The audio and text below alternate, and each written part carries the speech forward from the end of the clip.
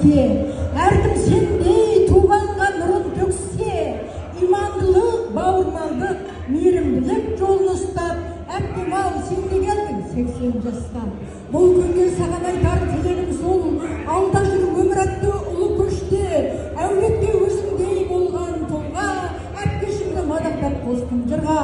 Аллаға мың шүкірлік айтудамын, өзіңмен бауырлас болғаныма, соның өзі Алланың нұры емес пе, екеуміз де Қазбек би ұрпағымыз, бәйтеректей жапырақ қалғанымыз, болмасыңды ұқсап бақ деген абай, тым болмаса ұқсасын бір жағымыз, ең бастысы барлығы да аман болсын, бақытқа жете берсін нұртанымыз.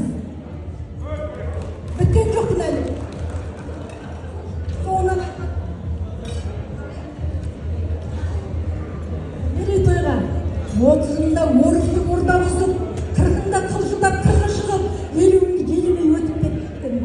60-ында асырып, 70-ке де жеттермей желіп өтіп, 80-ге де жеткенімде сезбей қалдым.